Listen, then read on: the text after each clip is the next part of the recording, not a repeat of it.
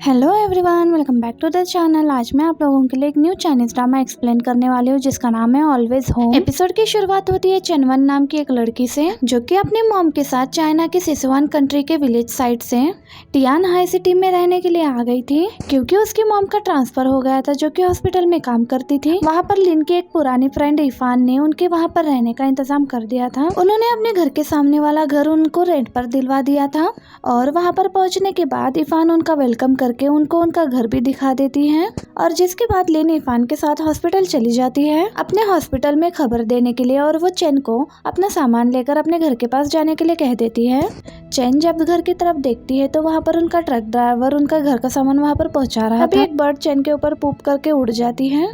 उसी वक्त जियान शीशी नाम का एक लड़का उसके सामने आ जाता है जो कि उसके सर पर लगे हुए बर्ड पूप के बारे में उसको बताता है। अब वैसे ही चेन इंट्रोवर्ट लड़की थी और ऊपर से उसके सामने एक लड़के को देखकर वो और भी ज्यादा नर्वस फील करती है और तभी जियांग उसे अपना रुमाल दे देता है और खुद को उसका नेबर बताकर वो वहाँ से चला जाता है। अगले दिन चैन अब पहली बार अपने न्यू स्कूल में जाती है। जूनियर स्कूल में उसने कई बार अलग अलग स्पोर्ट्स में प्राइज जीते थे लेकिन वो स्पीच ठीक से नहीं दे पाती थी और उल्टा उसी का सभी के सामने मजाक बन जाता था। और अब वो 16 साल की हो गई है और न्यू स्कूल में आई है तो वो वहाँ पर अपना मजाक नहीं बनाना चाहती थी, इसलिए वो अपने एक पेपर पर पूरा इंट्रोडक्शन लिखकर लेकर आती है जहाँ उसने आज तक जितने भी प्राइज जीते थे उसके बारे में भी लिखा हुआ था।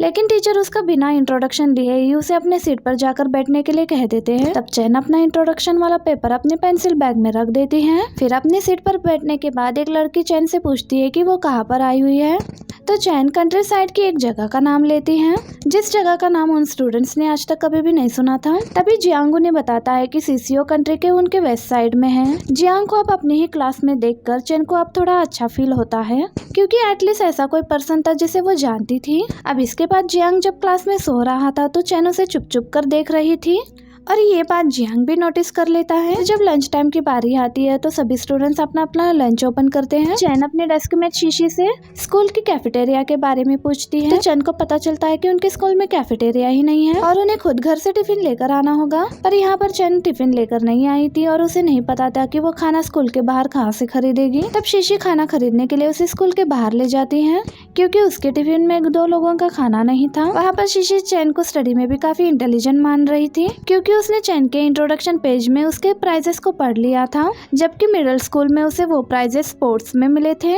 और चैन यहाँ पर उसे बताती है कि वो पढ़ाई में बिल्कुल भी अच्छी नहीं है लेकिन फिर भी शीशी अगले दिन मैथ्स एग्जाम में चैन से कॉपी कर लेती है और रिजल्ट के टाइम में दोनों ही लास्ट आते हैं। और जियांग यहाँ पर सेकंड आया था फिर भी वो इस बात से खुश था क्योंकि वो शीशी से थोड़ा तो आगे था। इसके बाद इनके क्लास टीचर इन तीनों को ऑफिस में बुलाते हैं। चैन और शीशी को तो बहुत सारी डांट पड़ती है इस क्लास में लास्ट आने के लिए पर जियांग को टीचर कुछ भी नहीं बोलते क्योंकि वो स्पोर्ट्स में अच्छा था और उसने स्पोर्ट्स टैलेंट में स्कूल के लिए बहुत सारे ट्रॉफीज जीते थे, इसलिए जियांग बहुत खुश होता है। अब उसी दिन घर जाते टाइम चैन को बहुत बुरा लग रहा था अपनी मॉम को रिजल्ट दिखाने में। ऊपर से टीचर ने भी उसकी मॉम को मिलने के लिए बुलाया था इसलिए वो आधे रास्ते में ही अपनी मॉम के सामने रोने का प्रैक्टिस करती है और उसे ऐसा करते हुए जियांग और उसका दोस्त सॉन्ग देखते हैं लेकिन चैन की नजर उन पर नहीं पड़ती। घर में जाकर भी बाथरूम में भी चैन ऐसे ही रोने की प्रैक्टिस करती है। उसकी मॉम उसे ऐसे करते हुए देख भी लेती है पर उसे रिजल्ट के बारे में कुछ भी नहीं कहती क्योंकि उन्हें पहले ही उसके टीचर से रिजल्ट के बारे में पता चल चुका था। अब शाम को मॉम उसे अपने फ्रेंड इफान के घर पर लेकर जाती है जो कि उन्हीं के नेबर थे। वहाँ पर चैन जियांग से भी मिलती है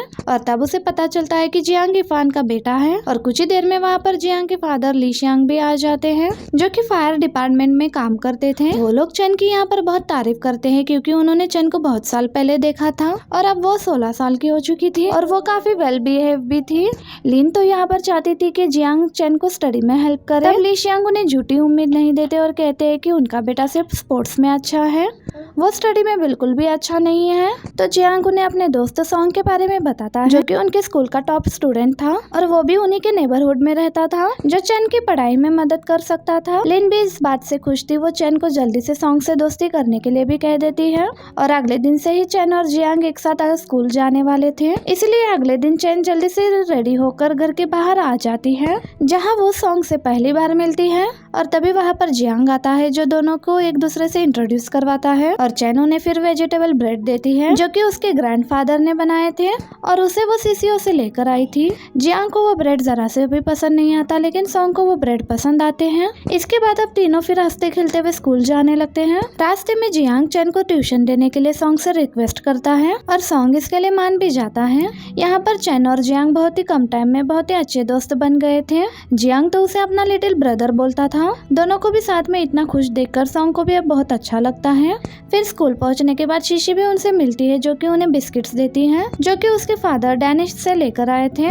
जियांग और चैन तो वो बिस्किट खा लेते हैं, लेकिन सॉन्ग नहीं खाता। असल में शीशी और सॉन्ग दोनों ही जूनियर स्कूल में एक साथ थे, लेकिन फिर भी वो दोनों बिल्कुल भी क्लोज नहीं थे।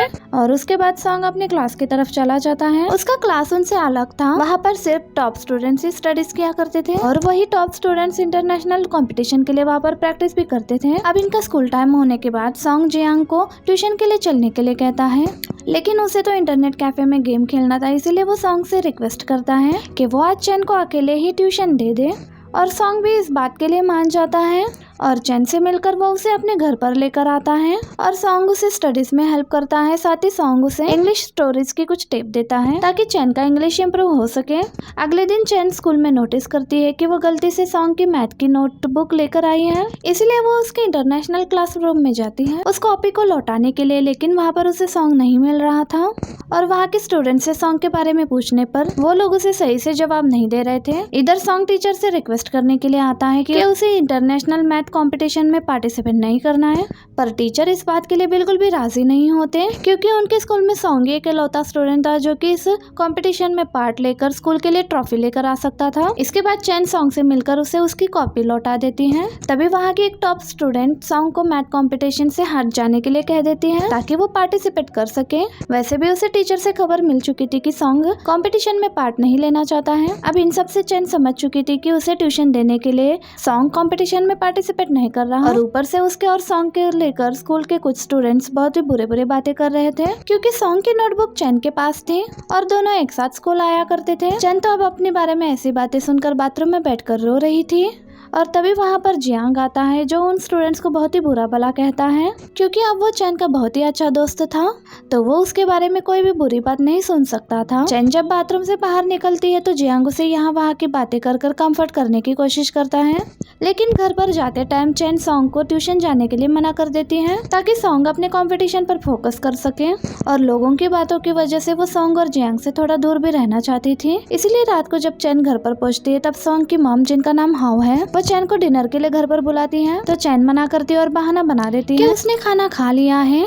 ये बात सुनकर हाउ को थोड़ा अजीब लगता है क्योंकि चैन की मॉम लेन तो ओवर ड्यूटी कर रही थी, इसलिए उसने हाउ से भी रिक्वेस्ट किया था कि वो चैन को भी डिनर खिला दे क्योंकि वो उसके लिए खाना नहीं बना पाएगी। ये सारी बातें हाउ सॉन्ग को बता रही होती है। इसके बाद चैन फांसी के फील्ड में जॉगिंग करने के लिए जाती है जहाँ पर वो जियांग से मिलती है, वो भी वहाँ पर फुटबॉल प्रैक्टिस करने के लिए आया हुआ। अब चैन से थोड़ी देर बातें करने के बाद जियांग को पता चलता है कि चैन भूखी है, उसने खाना नहीं खाया, तो इसलिए जियांग चैन को अपने साथ एक जगह पर लेकर जाता है और जिस रास्ते से ये दोनों जा रहे थे उस रास्ते पर काफी अंधेरा था, इसलिए चैन को जरा अजीब लगता है। वो घबराते हुए जियांग के पीछे चल रही थी और इसी मोमेंट पर हमारा ये फर्स्ट एपिसोड भी एंड हो जाता है। वीडियो अच्छी लगी तो प्लीज वीडियो को लाइक और चैनल को सब्सक्राइब जरूर कीजिएगा और मैं मिलती हूँ आपसे इसके नेक्स्ट एपिसोड में। Thank you for watching, bye bye.